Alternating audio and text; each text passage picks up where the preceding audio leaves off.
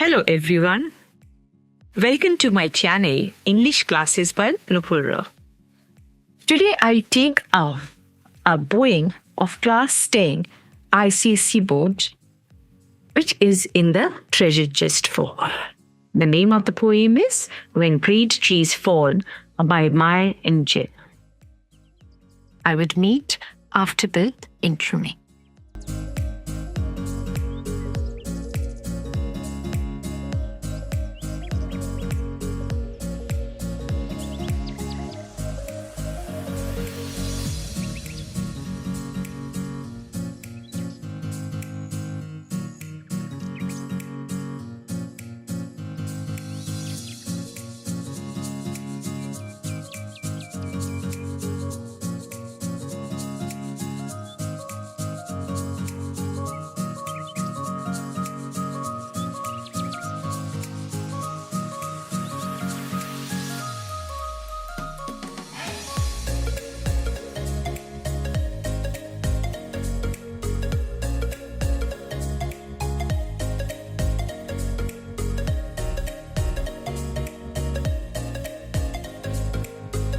So let's analyze today the poem When Great Trees Fall.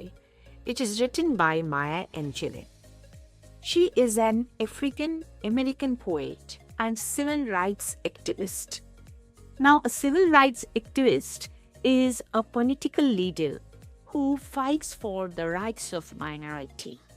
Now, this particular poem is a very impactful poem which she had written on the death of her dear friend and fellow writer, as well as an activist, James Ford. The poem is divided into 5 stanzas of uneven lengths. It does not follow any regular rhyme scheme. The stanzas range in length from 5 lines to 14 lines. And since it hasn't got any rhyme scheme, of course, this is written in free verse. But Maya Angelou is a famous poetess, and her poetic techniques are so much involved in this poem, which create a feeling of rhythm and rhyme in the poem.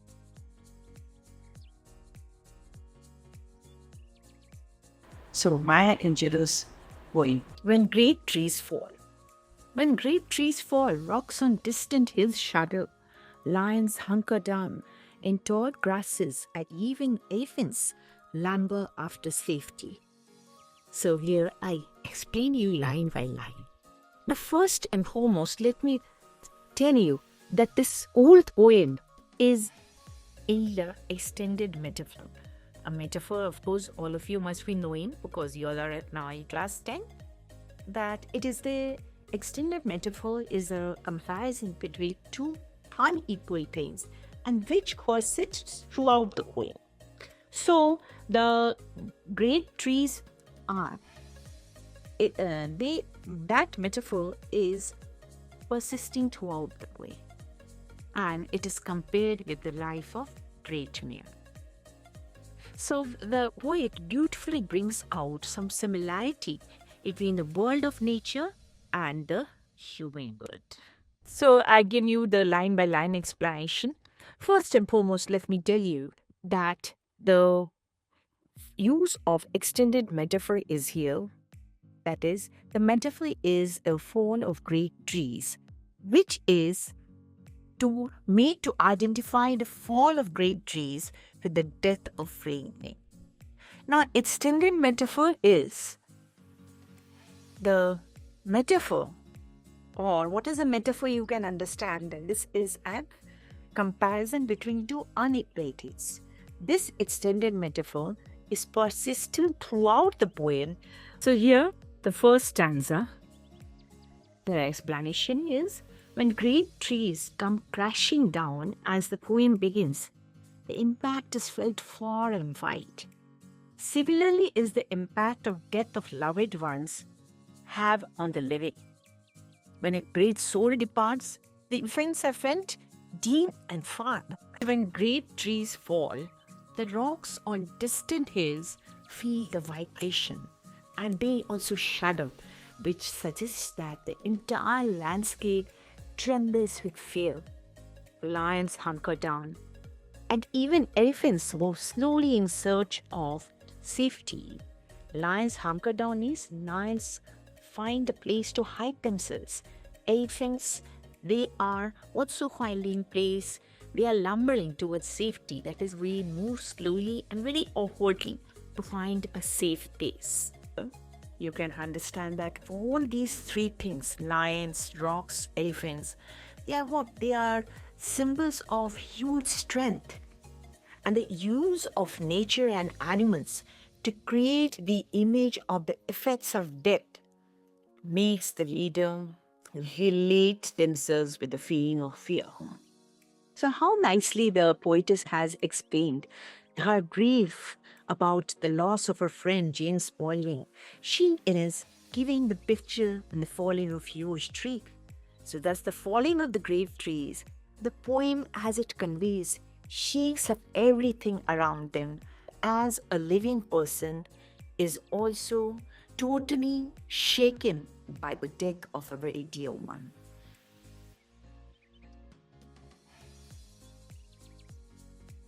The second stanza. When great trees fall in forests, Small things recoil into silence, their senses eroded beyond fear.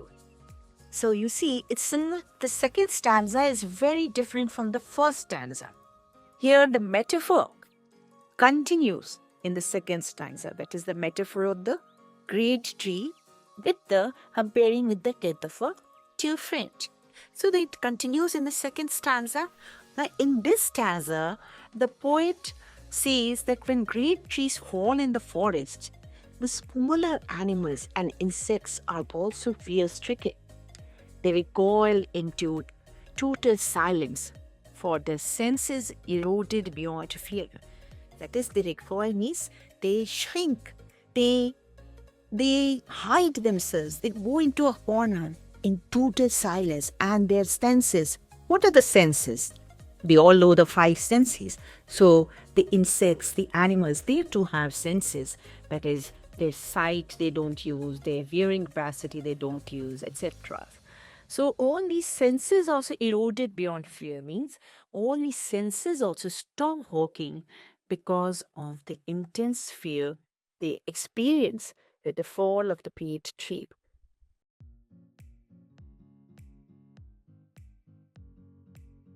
The third stanza, as the poet writes, when great souls die, the air around us becomes light, rare, sterile. We breathe briefly, our eyes briefly seek. With a hurtful clarity, our memories suddenly sharpened. Examines, gnaws on kind words unsaid, promised walks never taken. This stanza is truly very emotional. This third stanza, the poet talks of great men who die, as when the great trees fall. It causes ripples for miles, so that the great soul departed affects hundreds or thousands of hearts he or she has touched during the time they lived. Now the people who are left behind are grief-stricken. They are unable to breathe due to the intense pain, intense loss, intense pain of the loss. They have a brief moment of earthly clarity. Brief moment of earthly clarity means they are in total pain. They are in intense pain for a brief period. Their eyes realize the pain of losing a loved one, and this causes a lot of birth. This is what is hurtful clarity. When one loses a loved one, he or she will sometimes regret the kind words unsaid. And this the kind words unsaid to those loved ones. This is what the poet wants to convey. They clearly explain the kind of loss which leaves desperate longing for more time to express the love they felt in the heart for the loved person who is dead. Now, people also think about the walks promised to be taken with those loved ones. Having never fulfilled those promises, leaves them what? At the gnawing. Gnawing means continuous pain of neglect, despair, loss.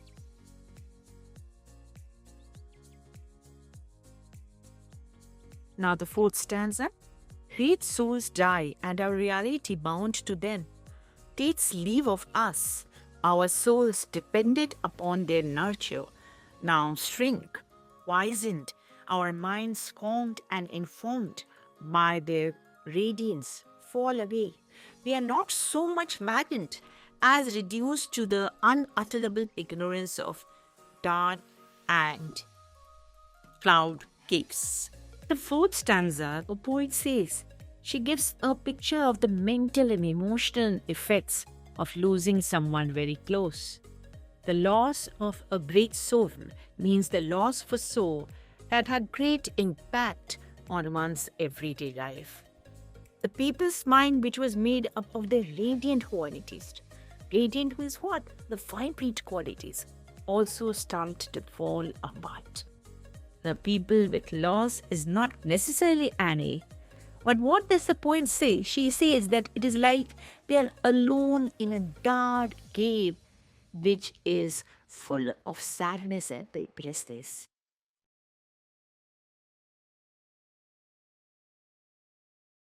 The fifth and the last stanza of this beautiful poem. Here you find that the topic of the poem is very grief, is losing her friend, she wrote. But then the last stanza, she gives optimism, she gives hope to the readers. So we read here, let us read the poem which the last stanza she had written. And when great souls die, after a period peace blooms, slowly and always irregularly, space filled with a kind of soothing electric vibration. Our sense restored, never to be the same, whispered to us it existed. We can be and be better what they existed. So here you see how beautifully she has ended with such hopeful words. So here we do with the explanation. In the final stanza of this poem, the poet says that when a great soul dies, after some time one experiences peace, which of course comes in a gradual way. There is hope for all who have suffered the loss in the consequence of death or after the death. She described the feelings in between the healing as something. So she says, the poet says that after some time, peace is blooming and there is a kind of healing coming. And that healing is like a soothing electric vibration. It is very soothing, it is very comforting, and it is surrounding us very powerfully like some vibration. It further says in the fifth stanza that there is a kind of a whisper which inspire us. But the great men existed in the past, and similarly we also can become great. We too can become great, following the footsteps of those people who have done, for those great souls who have died. It inspires us to be better and great like those great souls which once existed. So here what we find, the poem has an optimistic ending, giving hope to all who have experienced loss. So we should think that we are not alone. It will never be the same again, of course, with the absence of the death of the loved one. But there will be always the pain. And of course, there will be always the pain and sadness. With what? With hope and healing and joy with the great loss.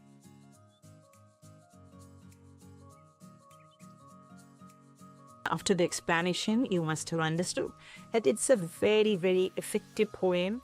And of course, though it's written in free verse, it has, as I told you in the beginning, that there are many uses of figures of speech, which makes the poem very rhythmical and rhyming.